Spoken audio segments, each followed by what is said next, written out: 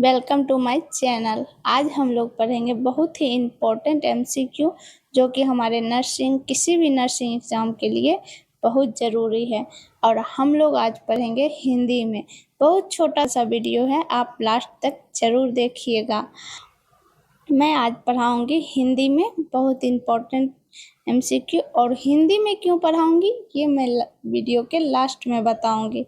तो बिना देर किए हुए मैं स्टार्ट करती हूँ आज का पहला क्वेश्चन। मैं ईसा आप सबका स्वागत करती हूँ अपने यूट्यूब।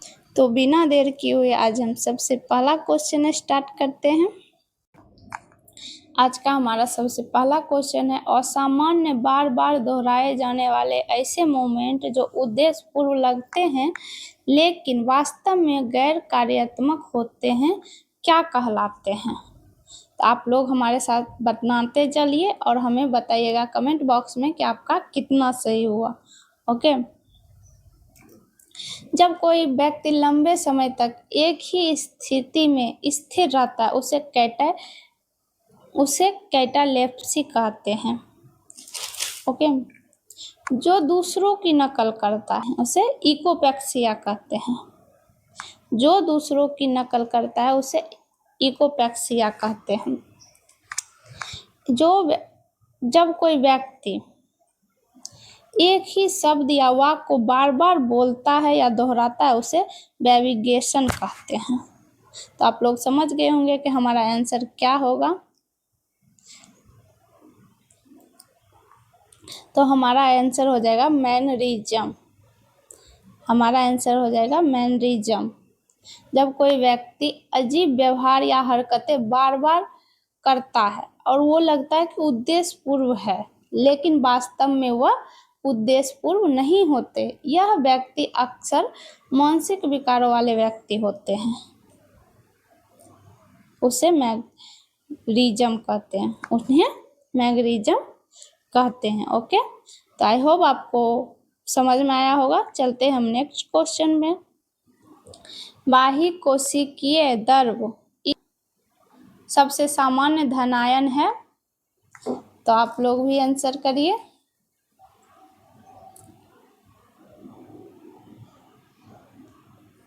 जो हमारे शरीर के अंदर की कोशिकाओं में सबसे अधिक पाया जाता है ना, उसे हम पोटासियम कहते हैं। ओके।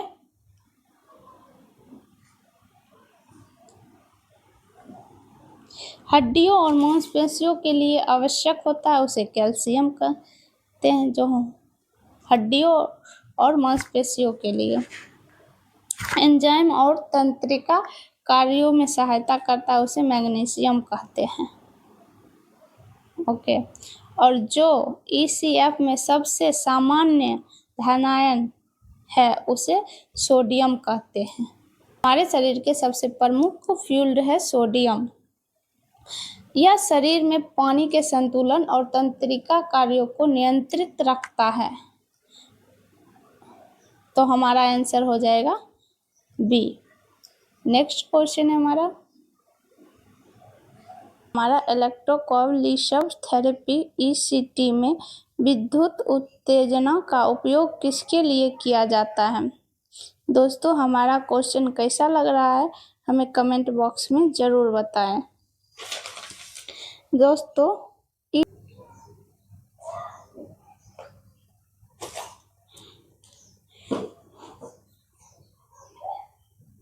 दोस्तों ECT में नियंत्रित थेरेप्यूटिक सीजर उत्पन्न किया जाता है। इसका उपयोग गंभीर मानसिक रोगी के उपचारों के लिए किया जाता है। तो हमारा आंसर हो जाएगा बी। ओके। हमारा आंसर हो जाएगा बी। नेक्स्ट क्वेश्चन हमारा है, ECG में पी वेव किसका प्रतिनिधित्व करती है? ECG की पी वेव हृदय के एटेरिया के संकुचन की शुरुआत को दर्शाती है। ठीक है।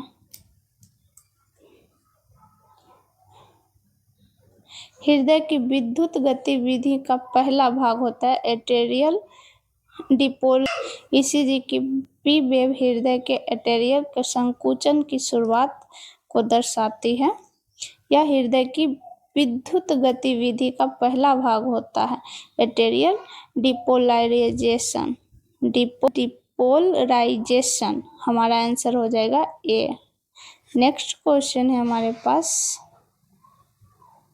नेक्स्ट क्वेश्चन है हमारा, शुक्राणु जनन के दौरान विकसित हो रहे कोशिकाओं को पोषण कौन सी कोशिकाएं देती हैं? शुक्राणु जनन के दौरान विकसित हो रहे शुक्राणुओं को पोषण और कोशिकाएं कौन सी कोशिकाएं देती हैं? पोषण और सुरक्षा हमारे एस्ट्रोली सेल्स करते हैं।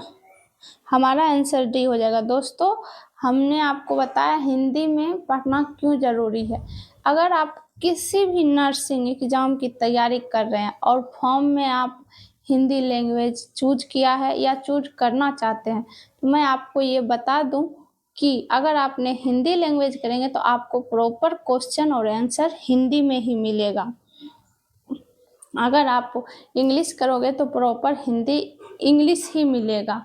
आपको हिंदी और इंग्लिश, हिंदी इंग्लिश दोनों ऐसे क्वेश्चन नहीं आते और उतना एग्ज़ाम में टाइम नहीं रहता है कि आप हिंदी नहीं समझे तो इंग्लिश कर लो और इंग्लिश नहीं समझे तो हिंदी कर लो। चलिए, बाकी आपकी मर्जी। चलिए हम नेक्स्ट क्वेश्चन देख लेते हैं। इसलिए मैं आपको हिंदी में पढ़ा रही हूँ कि अगर आपने हिंदी में लैंग्वेज चूज किया है तो आप हिंदी ही प्रॉपर देखें। आप किसी भी एग्जाम में बैठे होंगे तो ये बात आपको अच्छी तरह पता होगा। चलिए नेक्स्ट क्वेश्चन हम देखते हैं। आग्रनोफोस्फोरस विषाक्तता का प्रतिरोध है। प्रमुख स्रोत है एंट्रोपिन।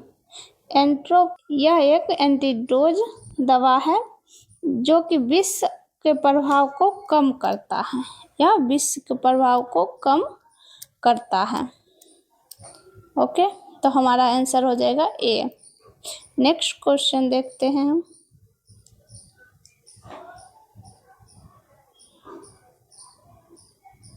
दांत का कौन सा भाग रक्त वाहिकाएं और तंत्रिका वाहिकाएं रखता है?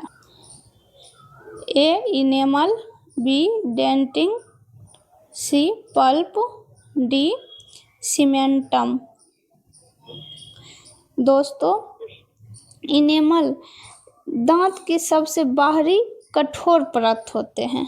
ये बाहरी कठोर परत होते हैं।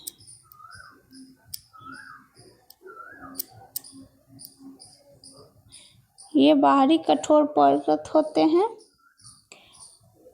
डेंटिन, नीचे की परत को डेंटिन कहते हैं। नीचे की परत को डेंटिन कहते हैं। पल्प। डी सीमेंटम, दांत की जड़ को जो ढकता है उसे सीमेंटम कहते हैं। हमारा आंसर हो जाएगा सी पल्प। दांत का पल्प भाग रक्त वाहिकाओं दांत का पल्प भाग जो होता है ना, वो रक्त वाहिकाएं और तंत्रिकाएं को रखता है भरपूर, और यह दांत को पोषण और संवेदना प्रदान करता है। यह पोषण और संवेदना प्रदान करता है।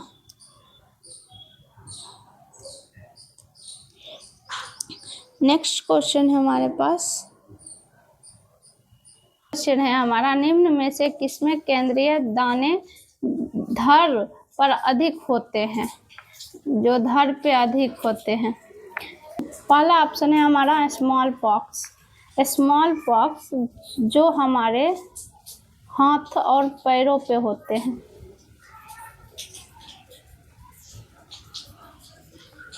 पैरों पर अधिक होते हैं ना, उसे स्मॉल पॉक्स कहते हैं। दाने जो चेहरे और अंगों पर होते हैं, चेहरे और अंगों पर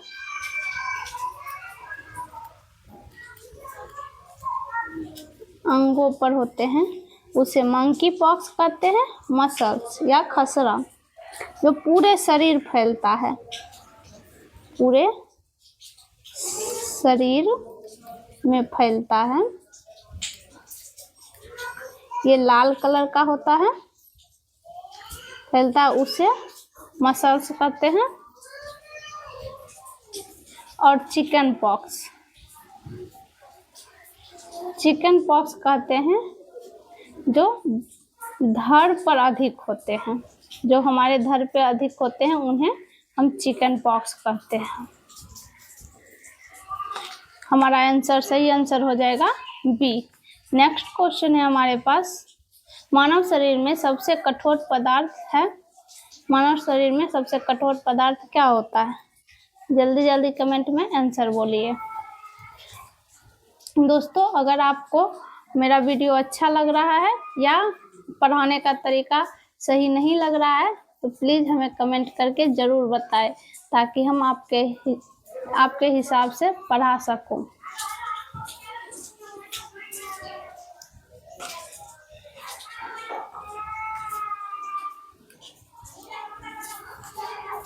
दोस्तों अगर मेरा पढ़ाने का तरीका आपको अच्छा लग रहा है तो हमें कमेंट बॉक्स में ज़रूर बताएं। और दोस्तों मैं हिंदी में इसलिए पढ़ा रही हूँ क्योंकि आप नर्सिंग का कोई भी एग्ज़ाम दिए होंगे या देंगे, उसमें अगर लैंग्वेज आप हिंदी चूज किए हैं ना तो क्वेश्चन और आंसर हिंदी में ही आता है, इंग्लिश में नहीं आता है। हाँ ऑप्शन रहता है हिंदी इंग्लिश करने का, लेकिन उतना टाइम नहीं रहता कि हम लोग हिंदी में नहीं समझे तो इंग्लिश में समझ ले या इंग्लिश में नहीं समझे तो हिंदी में समझ ले। इसलिए मैं प्रॉपर हिंदी में पढ़ा रही हूँ। बाकी ये आपको इंग्लिश समझने के लिए मैंने क्वेश्चन में इंग्लिश में क्वेश्चन और आंसर दोनों लिखी हूँ। कि आपको हमारे पढ़ाने का तरीका कैसा लगा वो हमें कमेंट बॉक्स में ज़रूर बताइएगा। और दोस्तों आपने थ्योरी पढ़ लिया, एमसीक्यू यूट्यूब पे करते हैं तो इससे आपको ये नहीं पता चलेगा कि आपकी तैयारी कैसी है। तो चलिए पहले इसका आंसर देख लेते हैं। डेंटिंग, ये हमारे दांत का अंदरूनी कठोर परत होती है, दांत का अंदरूनी कठोर परत होती है, उन्हें हम डेंटिंग कहते हैं। बोन्स, हड्डी, ये तो आपको पता ही है, हमारे शरीर की हड्डियां हैं। और सीमेंटम, दांत की जड़ की परत होती है। सीमेंटम किसे कहते हैं? दांत के जड़ की परत को। और हमारा आंसर हो जाएगा दोस्तों डी, इनेमल। शरीर का सबसे कठोर पदार्थ इनेमल है। शरीर का सबसे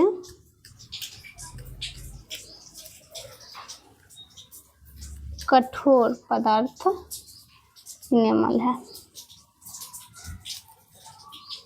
नेक्स्ट क्वेश्चन है हमारे पास, क्वेश्चन है हमारा, पाइलोरिक स्टेनोसिस में आमतौर पर कौन सा इलेक्ट्रोलाइट असंतुलन होता है?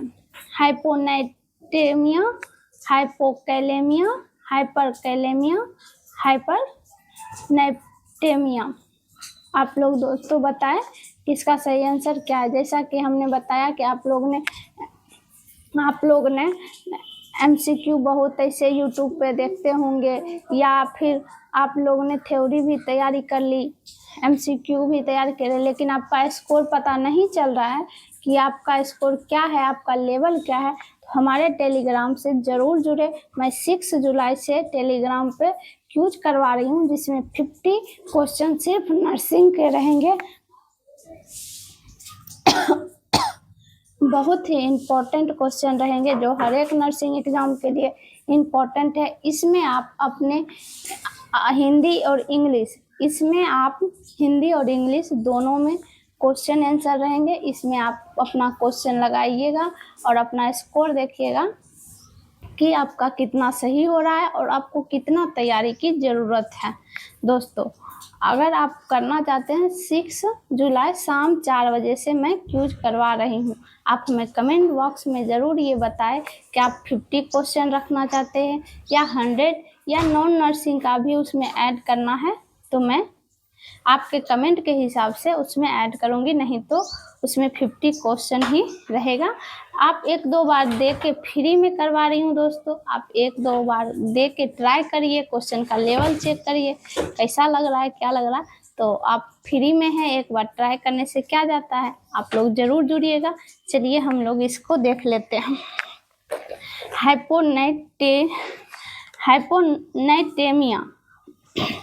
हाइपोनाइट्रेमिया दोस्तों ये सोडियम की कमी से होती है। ये सोडियम की कमी से होती है की कमी। ओके, ये पोटासियम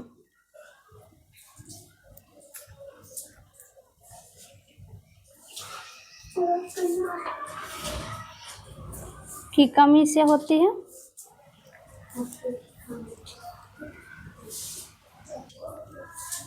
हाइपरकैलेमिया ये पोटासियम की अधिकता होती है दोस्तों, इसमें अधिक होती है, इसमें सोडियम की अधिक होती है, इसमें सोडियम अधिक होती है। हमारा आंसर हो जाएगा दोस्तों बी, करेक्ट आंसर हो जाएगा पोटासियम की कमी। ओके, असंतुलन होता है हमारे पोटासियम की कमी के कारण, हाइपोकैलेमिया। ओके, नेक्स्ट और सबसे लास्ट क्वेश्चन है दोस्तों हमारा। यहाँ तक देखने के लिए बहुत बहुत धन्यवाद। 6 जुलाई शाम 4 बजे आप ज़रूर हमारे टेलीग्राम चैनल से जुड़िएगा।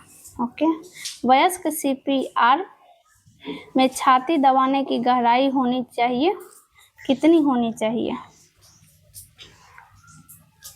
2 सेंटीमीटर, 3 सेंटीमीटर, 5 सेंटीमीटर या 8 सेंटीमीटर?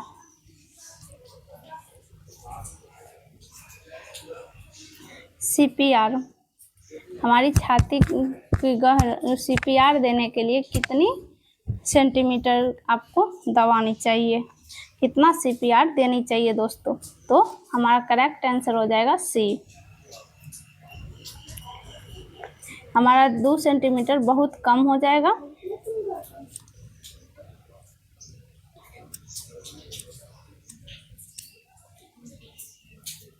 ये 3 सेंटीमीटर कोई मायने ही नहीं है और ये बहुत अधिक हो जाएगा।